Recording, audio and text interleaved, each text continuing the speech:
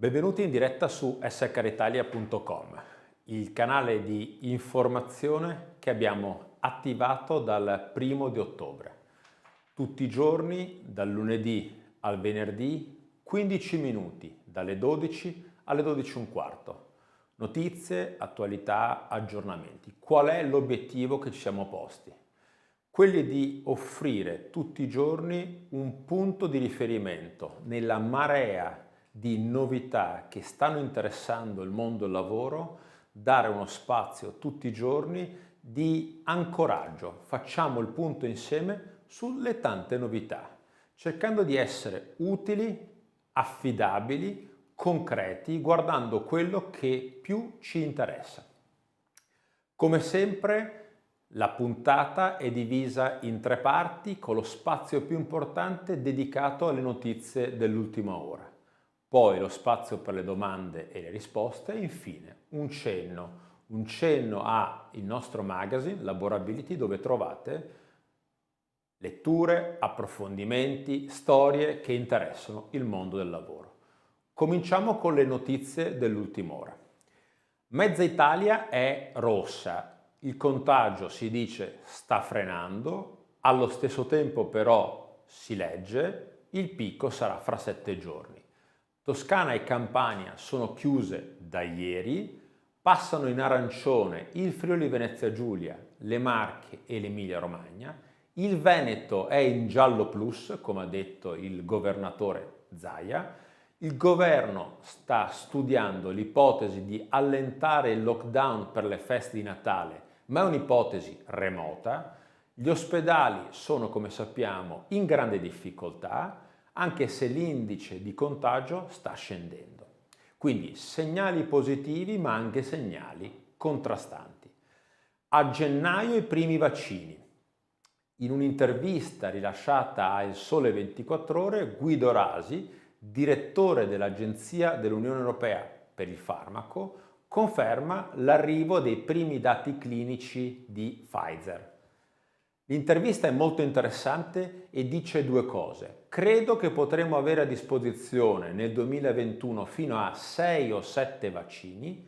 Si partirà dalle categorie più esposte, quindi gli anziani e gli operatori sanitari, per bloccare i punti di trasmissione.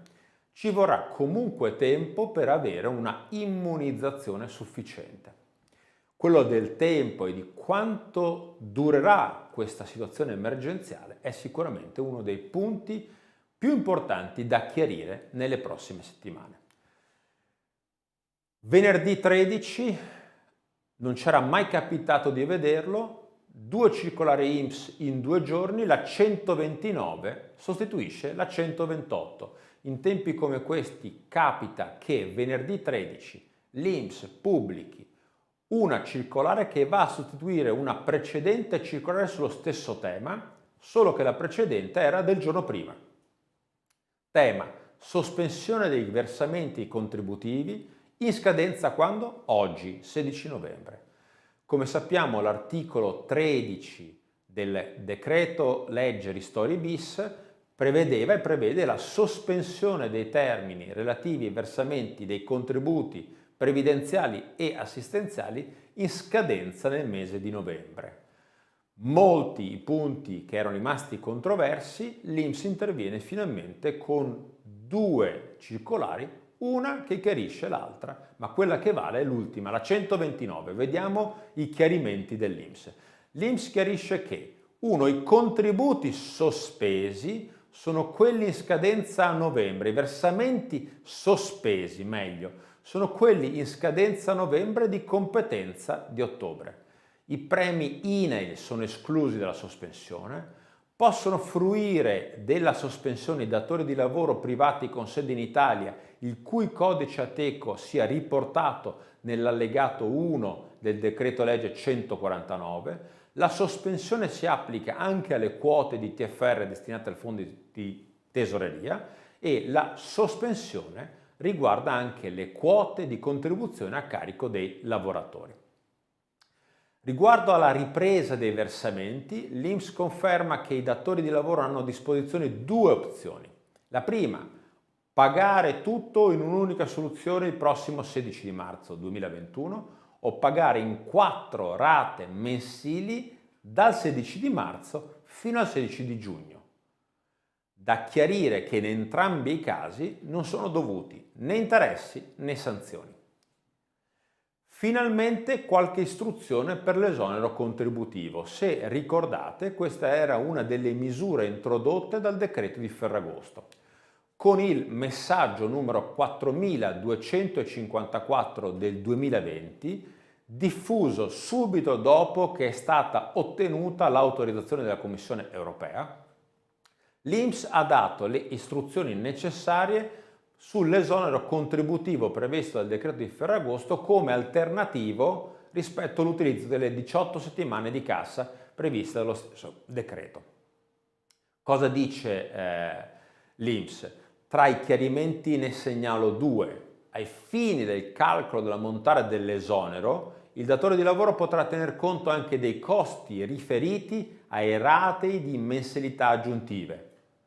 Secondo chiarimento importante, l'INPS rammenta che l'effettivo ammontare dell'esonero fruibile non potrà superare la contribuzione datoriale dovuta nelle singole mensilità in cui ci si intende avvalere della misura, per un periodo comunque massimo di 4 mesi, fermo restando, ed è questo il chiarimento importante, che potrà essere fruito anche per l'intero importo sulla denuncia relativa ad una sola mensilità laddove vi sia capienza. Quindi non va spalmato sui 4 mesi come era stato detto da qualcuno e anche noi avevamo aderito a questa ipotesi, ma può essere spalmato anche in un unico mese laddove vi sia capienza. Di tutto questo, e cioè dei contenuti della circolare 129 e del messaggio dell'INPS sull'esonero contributivo, parleremo domani, nel webinar domani con Valentina Fabruzzo, che sarà dedicato proprio ai chiarimenti in materia di casse, licenziamenti e le ultime novità riguardanti proprio e quelle contenute proprio nelle circolari appena citate. Legge di bilancio 2021. Oggi, 16 novembre, va all'esame del Consiglio dei Ministri.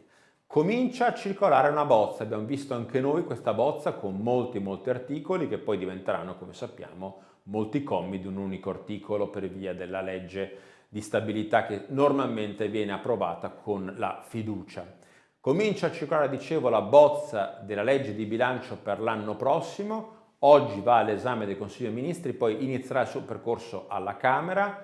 Le anticipazioni sono confermate, cassa in deroga fino a giugno 2021, nuovi fondi per la cassa ordinaria e il FIS, confermato il blocco dei licenziamenti fino a marzo, esonero contributivo del 100% con un massimale di 6.000 euro per 36 mesi per le assunzioni dei ragazzi più giovani, nuovi incentivi per aggregazioni e fusioni e conferma anche per l'anno prossimo del contratto di espansione di cui viene allargata la platea dei beneficiari comprendendovi anche le aziende con almeno 500 dipendenti, quindi mentre prima il limite era 1000, adesso il limite è 500.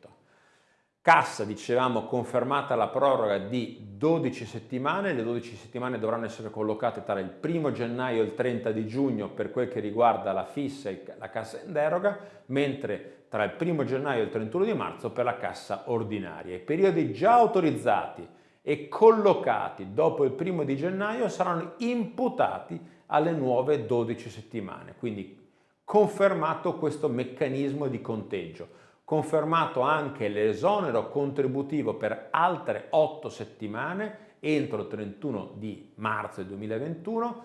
Di cassa e licenziamenti, come ho detto, parleremo domani con Valentina e faremo anche un punto su alcune FAQ, alcune novità riguardanti lo smart working cosiddetto emergenziale. A proposito di smart working, da segnalare nel novero dei tanti incentivi contenuti nella legge di stabilità oggi all'esame al Consiglio dei Ministri, quelli che dovrebbero riguardare i beni funzionali allo smart working, per cui dovrebbe essere previsto un credito d'imposta per l'acquisto di beni funzionali allo smart working nella misura del 15%.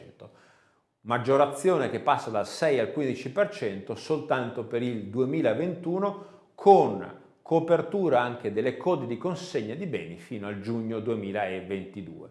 Sul tema dello smart working vi segnaliamo anche la proposta di legge della Grecia per attrarre lavoratori stranieri perché vadano a lavorare in Grecia in smart working. Vi abbiamo messo nel riquadro la notizia raccolta da Repubblica dell'altro giorno. Infine chiudiamo con una notizia bella, positiva: la Sapienza, dopo 7 secoli il rettore è donna. Antonella Polimeni, preside di medicina, diventa rettore dell'università, per la prima volta una donna in 700 anni, felice e orgogliosa ha dichiarato del risultato, una crepa nel tetto di cristallo. Di gender equality abbiamo parlato mercoledì scorso con Monica Chiari nel nostro Clubhouse. Monica Chiari, Head of HR di Cameo, che ci ha raccontato cosa sta facendo in azienda e della certificazione ottenuta dal Winning Women Institute. È uno dei temi importanti su cui tutti siamo chiamati a fare un passo. I 3 webinar della settimana, come ho detto, domani con Valentina Fabruzzo parleremo di casse, congedi, licenziamenti, smart working, tutte le ultime novità, comprese i chiarimenti dell'INPS. Mercoledì, insieme a Barbara Pressoni, smart working, il nostro approccio alla regolamentazione del lavoro, dall'assessment, come regolare lo smart working sia nella fase emergenziale che dopo, il nostro approccio, il nostro metodo. Infine, giovedì, penultima puntata in verità del programma Reset, persone sane, aziende sane, mettere la salute, il benessere organizzativo, il benessere delle persone al centro delle politiche HR. Ne parleremo insieme a Elisa Pavanello. Adesso spazio alle domande e risposte.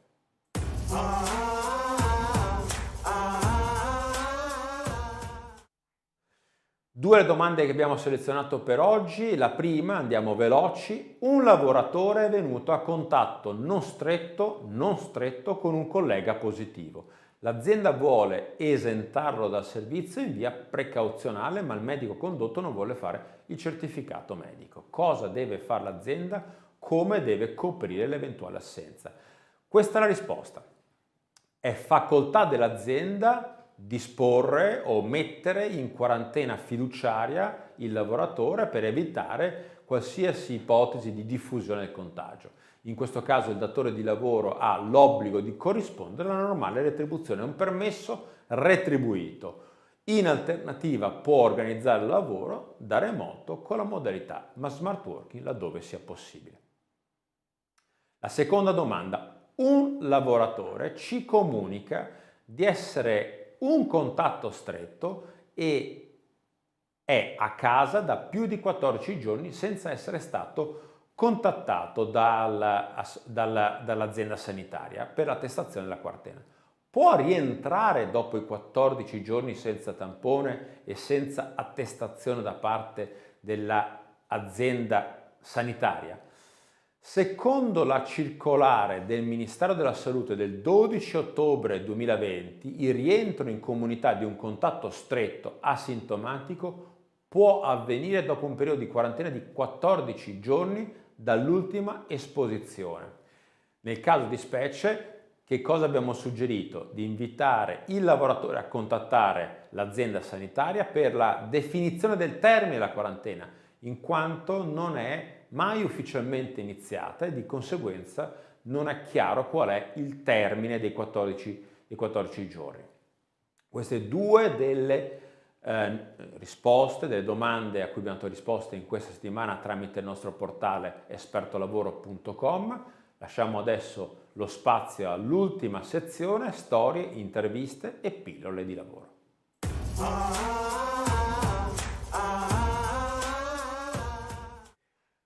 L'ultima segnalazione è per un articolo di Laborability che abbiamo pubblicato questa settimana. Laborability, come sapete, è il nostro magazine online con tutte le notizie, le storie, gli approfondimenti sui temi del lavoro. La notizia e l'articolo di questa settimana, di quest'oggi che vi segnalo, è un articolo che definisce un po' quelli che sono i 7 trend sul lavoro che verrà, secondo la ricerca di Fjord Trends 2020. Società Fjord immagina ogni anno quelle che sono le linee, i punti del futuro del business, della società del lavoro. Con la pandemia è cresciuto il senso di comunità, l'attenzione alle persone e all'etica. Andiamocelo a leggere tutti insieme dal magazine laborability.com e ci diamo appuntamento a domani dalle 12 alle 12:15 con la diretta e poi pomeriggio dalle 15 alle 16 con il webinar dedicato a casse, congedi, licenziamenti e smart working, tutte le novità e i chiarimenti dell'INPS. Buon pomeriggio a tutti.